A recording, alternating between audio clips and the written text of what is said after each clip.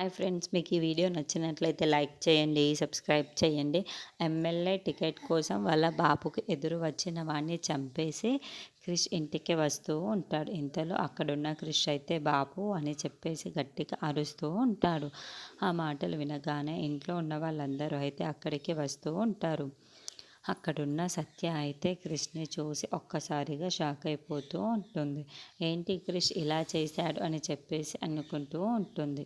ఇంతలో అక్కడున్న మహాదేవయ్య అయితే నా కొడుకు అనిపించుకున్నావురా అని చెప్పేసి అంటూ ఉంటాడు.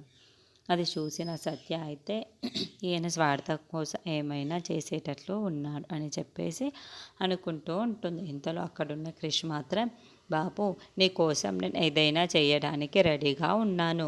నీ ఎమ్మెల్యే టికెట్ ఎవరైనా తీసుకున్నారు అంటే నేను ఎలా ఊరుకుంటాను చెప్పు. ఇక రమ్మను, మీడియా ముందుకు ఎలా వస్తాడో నేను చూస్తాను. వాడిని ఇంకా లేపేశాను. నువ్వు ఇంకా ప్రశాంతంగా ఉండొచ్చు. నువ్వే ఆ ఎమ్మెల్యేగా జరుపుతావు అని చెప్పేసి అంటూ ఉంటాడు. ఆ మాటలు వినగానే అక్కడున్న మహాదేవయ్య అయితే ఇప్పుడ్రా నా కొడుకు అనిపించావు అని చెప్పేసి అక్కడున్న కృష్ణని పొగుడుతూ ఉంటాడు. అది చూసిన సత్య మాత్రం ఈయన స్వార్థం కోసం ఎంత చేయడానికైనా దిగజారుతాడు అని చెప్పేసి అనుకుంటూ ఉంటుంది. ఇంతలో క్రిష్ని ఇంటి లోపలికి తీసుకొని వచ్చి, ఏంటి క్రిష్ నువ్వు చేసింది? ఒక మనిషిని ఇలా చంపడం నీకు అన్యాయంగా అనిపించటం లేదా? ఎందుకు నీకు బాధగా అనిపించడం లేదా అని చెప్పేసి అడుగుతూ ఉంటుంది.